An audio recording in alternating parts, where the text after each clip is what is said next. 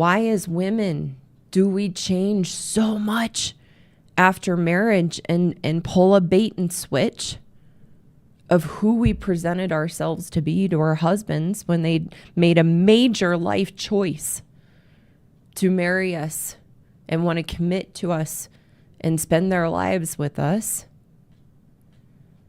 And then we get married, and as women, the facade drops. Sometimes the facade drops instantaneously. Many men will share, she changed the night we got married. I was like, all of a sudden the wedding was over, and then I didn't know who this strange woman was. And then for some of us as women, we can hold the facade a little longer, maybe a year, maybe 3 years, maybe even 5 years. Or we can really hold that facade, but underneath we're resentful, we feel burdened, we're miserable. And our husbands can feel that. And then eventually the facade goes. And so why does that happen? And in this, like I said, really wanting the women who are listening and paying attention to see this in yourself. It's not about making yourself bad and wrong. It's giving yourself a path forward to have the life and marriage you dreamed of and said you wanted. And having a solution, because as long as it's your husband that's the problem, nothing's going to change. It's just going to keep spiraling and getting worse. So as women, we really live, and again, this stems from, again, like I say, and just said a few moments ago, we're really wired differently. We're really wired differently as women and men. And as women, we live in this fantasy world, really thinking that getting married, having a family is going to make us happy and going to create this life for us that we dreamed of and envisioned. And the fantasy in that is not recognizing that the marriage or family or life you dreamed of and envisioned doesn't just happen.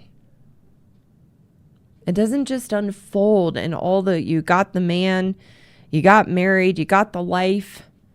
It doesn't just happen. That's the fantasy we live in, is thinking it'll just happen.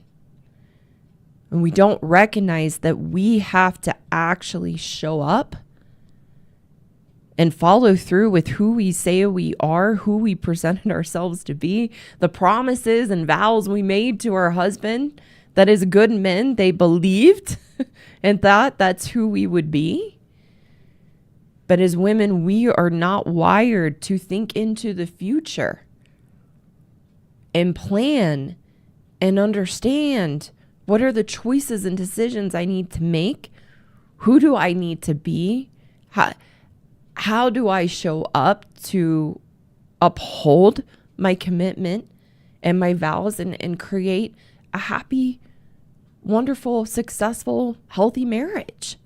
We do not think those things through. We can speak the words, but the problem is that we are not connected to the words we are saying. There's no connection to ourselves. And I'm going to talk a little bit about why that is here in a moment, why there's no connection to ourselves. But there really is no connection to our words of who we say we are, the promises and vows we make to our husbands. There's no connection in that to actually follow through, because we have no sense of obligation and no sense of commitment that those words actually mean anything, and that we have to uphold our end of the bargain to make it happen. Ladies, the promises we made, who we presented ourselves to be, who we told our husbands we would be, and the things we would do with them, and the life we would create with them, takes work. I didn't see this. I didn't know this. I just thought, oh, you get married and it just happens. I was this woman. And in working with women for 10 years, we're all like this on a spectrum, as I talk about. But a healthy, happy marriage takes work. And I know as women, you don't want to believe this and you don't want to understand this. But your husband, as a good man, wants to do the work. He wants and takes responsibility for the vows and commitment he made to you, and wants to show up and be that knight in shining armor and do the work to make the marriage successful. Good men understand. Again, we're wired differently. It's not that good men don't have issues and problems, and good men are the first to say, and I hear it all the time, one of the first things they'll say is, well, I've made mistakes too. My wife is not solely responsible, and I did these things and I did X, Y, and Z. Good men want to take responsibility. They're wired to take responsibility, and they are there and want to show up and do the things to make the marriage work. They understand that the marriage takes work and that it doesn't just happen, but we don't understand that. So as women, we need to understand that we live in this altered reality, thinking that it just happens. We bury our head in the sand and we disappear from the marriage. And again, that can be very early on, night of the wedding.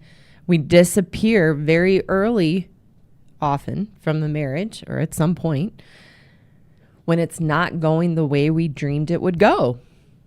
And it's not what we imagined in our fantasy of what it would be, because we have not slowed down to take responsibility to make it what we want. Hello again. Thank you so much for taking the time to watch today. For those women listening who know you are the problem and you want a path forward to change your woman ways and truly be happy in yourself, I have a course for women called the Happiness Program. And the Happiness Program teaches you to resolve the unhealthy relationship you have with yourself so that you can be the solution to the issues and challenges in your marriage and your life. You can find the link in the description below to learn more about the course and apply to enroll. For the good men listening who want a way to take back the power you've unknowingly given away to your wives, I also have a course for you called the Marriage Rescue Course for Good Men Only. And the course teaches you how to rebuild your strength and confidence so that you can navigate the relationship with your wife in a healthy, constructive way. Again, you can find the link below in the description to learn more about the course and apply to enroll. Again, thank you so much for watching today, and I look forward to seeing you again soon.